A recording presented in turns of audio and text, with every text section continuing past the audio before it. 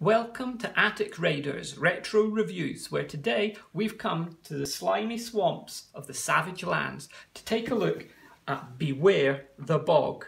Beware the Bog was produced in 1991 by Paul Lamond Games, and it's quite a basic roll and move board game, but with one extra gimmick. One gimmick that makes it really, really fun, and that is slime. Disgustingly good, clean fun. And look at these guys, they are really enjoying that slime. The font on the game is great. I love this gradient from the yellow to green and the shaping of the text, and these big blobs of slime all over there is really, really nice. For 2 to 4 players ages 6 and up, with a tagline, "One slip and you're slimed," you know there's going to be lots of messy fun with this. This is disgustingly good, clean fun for all little monsters who like goo, gunk and things that go grrr. So, bog warriors, are you brave enough to risk the slimy perils of the beastly bog? Somehow you've got to get home to the warmth and safety of the cave. But how? Hop from rock to rock by throwing the dice, but you must beware the bog monster whose only purpose is to chase, catch and hurl you into the gooey depths of the bog. Worse still, if you land on the wrong rock, you could turn into the bog monster. A truly terrible fate. Unless, of course, you enjoy throwing your friends into yucky bogs.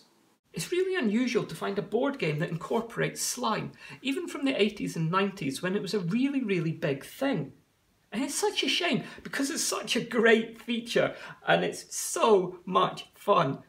The only other one I can think of is the 1977 Mattel game Slime Monster, which is a really great looking game, but unfortunately it's very expensive. It's such a great gimmick, it really should have been used more. Let's take a look at this game board. I really, really like the painting on this. It looks disgusting, this bog. This main circle here is where our Bog Tower goes. And then from that, we go around the board in a clockwise direction, and the object is to get to your home. Obviously, being a bog man, you live in a tree for some reason. I love this oozing, bubbling, bursting swamp muck. Reminds me of the Bog of Eternal Stench from the Labyrinth. This guy here is the guardian of the bog, and I just love his mouth and his huge tongue. He is ready to get you and to send you back where you might end up back in the slime. We seem to have another bog beast over here, and if you land on this stone, then you become the bog monster. The main thing I don't like about this is you are the monster. That is so boring and unoriginal. I mean, somewhere in the instructions or on the box or on the board, I think they could have come up with a better narrative. Why are you the swamp monster? Is it some kind of magic spell? Is it some kind of parasite that infects you? What is it? That to me would make it much more interesting and spark the imagination to make this a better game. The Bog Tower comes in 2 pieces, which make it easier to store in the box, and those just slide on top, one on top of the other. The top of the Bog Tower has got all these holes in the bottom of the slime basin, so that's where the slime is going to drip through here onto your players underneath. Some nice moulded details on here. We've got some really old looking brickwork on here, and I really like these grotesques that surround the top centre part of the tower. The player tokens come in 4 different colours, and these are your bog men. You can see there's some nice details on these. Kind of looks like some kind of prehistoric warrior or Conan type figure with his long hair and his loincloth on there and his bulging muscles. He is ready to take on some swamp monsters. And this is the swamp monster. You can see he's made from a translucent rubbery kind of material, and this is the kind of thing that you would have got in a lucky bag as a kid. For the game dice, we've got 2 6-sided dice. This one, even though it's got 6 sides, it only goes up to 3. This one is for the safe or sorry spots on the board, and you can see this one, 6 sides, but on 3 of those sides there are these concentric circles, and on 3 of the sides there are just blank spaces. So if you get a blank space, you're safe. If you get a circle, you go into the bog. The last part we need for this game is probably the most important bit, or at least the coolest, and that is the slime, or the bog juice. With this game, you get 2 pots of bog juice. Here's mine. As you can see, it is decidedly empty. There's meant to be 2 pots, I've only got 1, and there's nothing in it. With games and toys of this age, because the slime is made from vegetable extracts, it always dries up unless it's been factory sealed and kept factory sealed. Mattel's slime for the He-Man slime pit, Toxic Crusaders, Toxic Waste, Playmates Retro Mutagen Ooze for the Teenage Mutant Ninja Turtles, or the ectoplasm for the Ghostbusters line, they all dry up, and it's actually really expensive to get proper vintage slime. Because we've not got any, we're going to go with this. This is Zuru Oosh, and I've found that this is one of the best slimes for using with toys, and especially vintage ones which were supposed to have slime with them. This particular one is the glow-in-the-dark variety that they do, and the consistency on it is absolutely fantastic. It starts off really quite wet when you start handling it first of all, but it eventually dries up a little bit and stops sticking to your hands so much.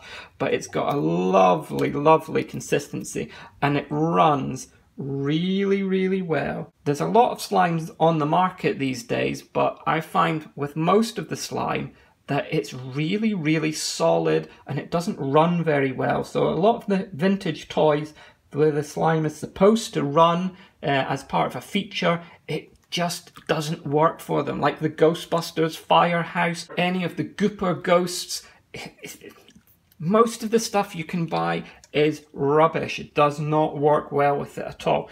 But this stuff, this works really nicely. So this is what we're going to use today for this Beware the Bog game. To start the game, the 4 bog men are placed into the bottom of the bog tower. The bog monster is placed into the top of the bog tower, and then the bog juice has to be put into the tower, and that goes on top of the bog monster. And once the bog juice starts to drip down out of the bog tower, that's when the game begins. This game's a basic roll and move game, so let's take the dice and let's say red was the player that we're going to use for our example here. It's got 1, so red gets to come out of the tower of slime. Oh, let's get that back in there. And he goes 1 space. Now we come round this way and out here. And he's got a 2 this time. So 2, we're on a safe or sorry spot. So with a safe or sorry spot, there's 1, 2, 3 of these, and with these we need to take this dice and we're going to roll this one. If we get a circle, then he slips off of that stone and gets chucked back into the bog tower. If he gets a plain side, he can then stay there and move on. Oh, he's safe, so he can stay there. If he lands on this spot here that says "You are the monster," which is just so unoriginal in terms of storytelling, then he becomes the bog monster, and for that you've got to go digging in this slime pit to find the bog monster, who is covered in bog juice, and that goes on his head, and he is now oh dear. He's now the bog monster, and he's ready to rampage around the board. The bog monster continues to work around the board. However, if he passes somebody else, let's take the yellow guy out of there. If he manages to roll and pass or land on this one, because he's passed him, he gets chucked back into the swamp, back into the bog tower to get slimed again. This guy is all powerful, and he basically knocks anybody off the stones into the bog and they get sent back into the bog tower to have to start again. But you can creep past him. So if I was here and I rolled a 3, I could go 1, 2, 3, and I would be able to get past him without falling in because we sneak past the monster. The small purple stones here, let's rescue another bog man from the bog. Oh, he's gone out. If he's on a small purple stone, he's fine resting there. But if another player, let's get green, rescue him. Oh, look at that. If the green player was here, if he got a 2 and landed on the purple stone, he would go 1, 2. But because that purple stone is too small for the 2 of them, he goes on there.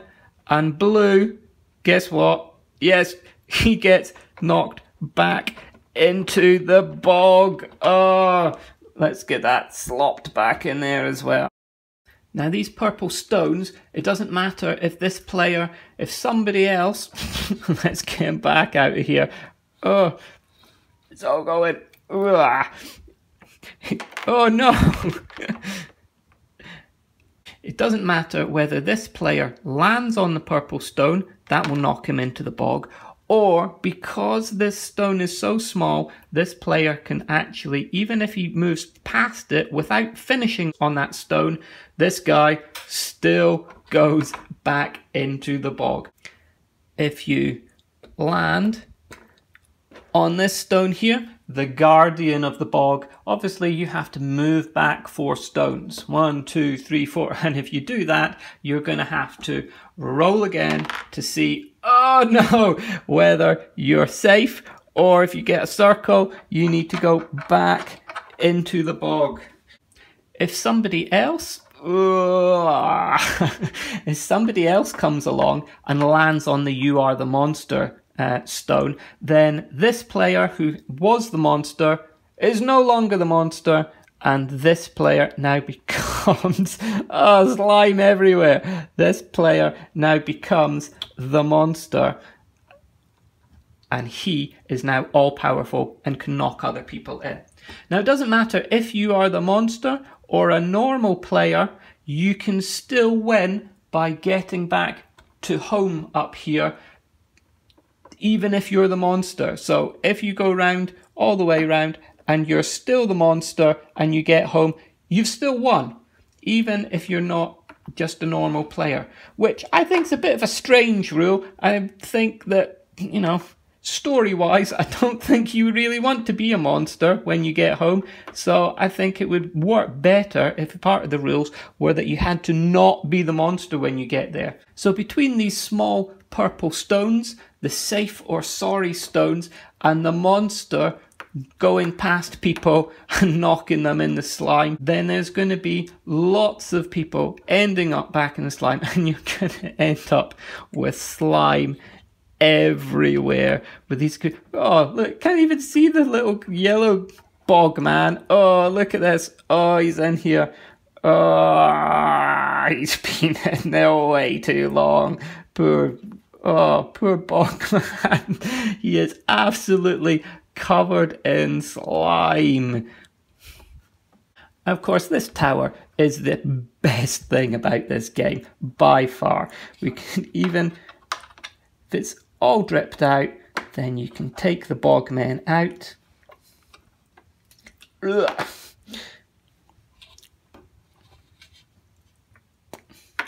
And you can scoop up the bog juice and get it back in the top of the tower.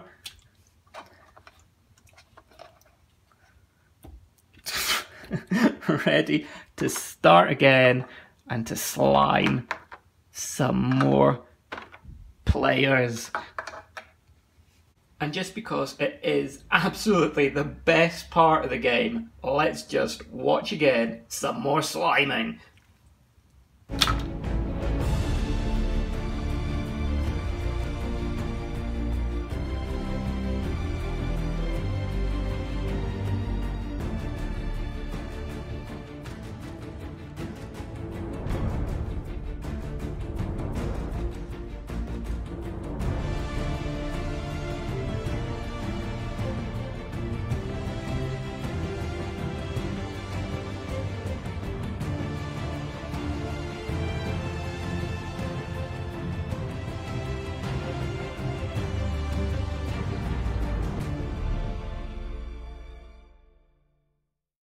And that's it for today's slime-tastic episode.